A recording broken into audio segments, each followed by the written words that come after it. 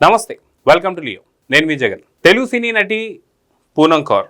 ఈవిడ గురించి తెలియని అటువంటి వాళ్ళు ఎవరు ఉండరు అనుకోవచ్చు.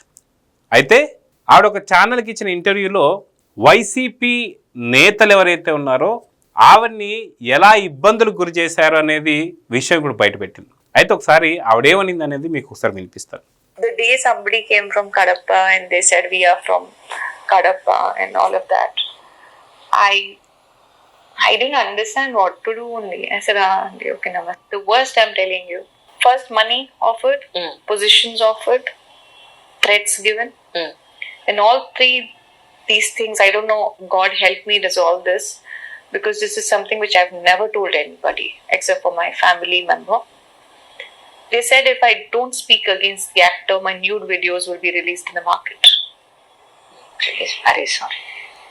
విన్నారు కదా, ఆవిడేం చెప్తున్నారంటే గతంలో 2019-24 మధ్యలో నా దగ్గరికి కడప వైసీపీ నేతలు కొంతమంది వచ్చారు.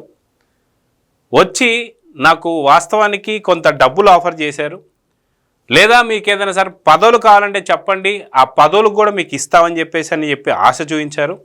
ఈ రెండిటికి లొంగకపోయేసరికి వాళ్ళు నా పైన బెదిరింపులు, అంటే మీ పైన భౌతిక దాడులు చేస్తామని చెప్పి బెదిరించారు.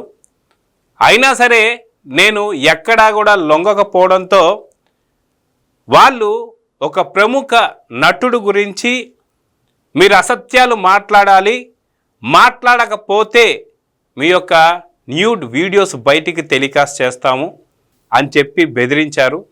అదేవిధంగా ఏలో మీ ఫోటోలు కానీ ఇలాంటివన్నీ కూడా బహిర్గతం చేస్తామని చెప్పి బెదిరించారని చెప్పేసి ఆవిడ చెప్తున్నారు. ఆవిడ ఎంత భావోద్వేగానికి గురయ్యారంటే నిజంగా దేవుడు ఉన్నాడు కాబట్టి సరిపోయింది, కానీ వాస్తవానికి ఆ రోజు దేవుడు బతికించాడు కాబట్టి సరిపోయింది. కానీ నిజంగా ఒకవేళ ఏదైనా జరుగుంటే నా న్యూడ్ వీడియోస్ కావచ్చు, ఫొటోస్ కావచ్చు, వీళ్ళు బహిరంగంగా బయట పెడతా అని చెప్పేసి అన్నారని.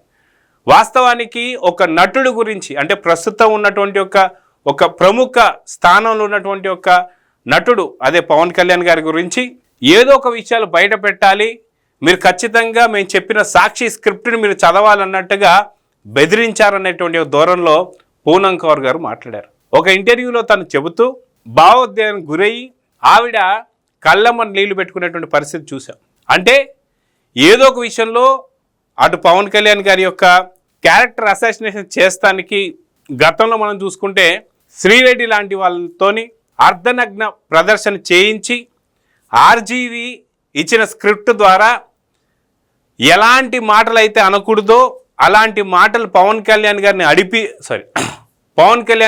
అనిపించి ఫిలింనగర్ ఛాంబర్ సాక్షిగా అర్ధనగ్నంగా కూర్చొని దీక్ష చేసినటువంటి ఒక శ్రీరెడ్డి ఎవరైతే ఉన్నారో తర్వాత మళ్ళీ ఆవిడ బయటికి వచ్చి లేదు ఇదంతా కూడా నాకు ఆర్జీవి చేయమన్నాడు, ఆర్జీవికి సాక్షి స్క్రిప్ట్ ఇచ్చిందని చెప్పి సంగతి గతంలో బయటపడింది.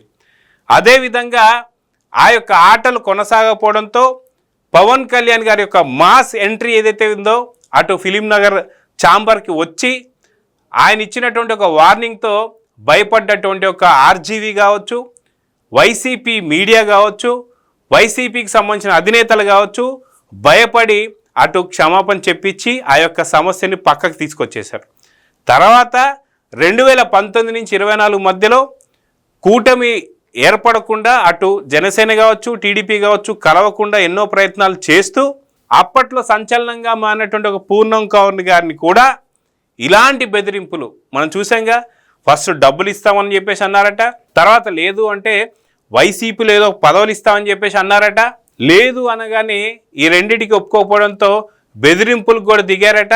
ఈ బెదిరింపులకు కూడా లొంగకపోవడంతో మీ యొక్క న్యూడ్ వీడియోస్ కావచ్చు లేదా మార్ఫింగ్ ఫొటోస్ కావచ్చు ఇవన్నీ కూడా మార్కెట్లో పంపి మిమ్మల్ని పూర్తిగా లేకుండా చేస్తామని చెప్పి బెదిరించారట. సో నిజంగా ఆ రోజు దేవుడు ఉన్నారు కాబట్టి నేను బ్రతికున్నాను అన్నట్టు మాట్లాడుతున్న పూనం కౌర్ గారు మాటలు వింటుంటే ఎంతటి నీచానికి దిగజారారు వైసీపీ నేతలు అనేది ఇప్పుడు అర్థమవుతూ వస్తుంది. సో ఈ రకంగా చేసినటువంటి ఒక వైసీపీ అధినేతలకి సరైనటువంటి బుద్ధి చెప్పారు ఏపీ ప్రజలనైతే అర్థమవుతుంది.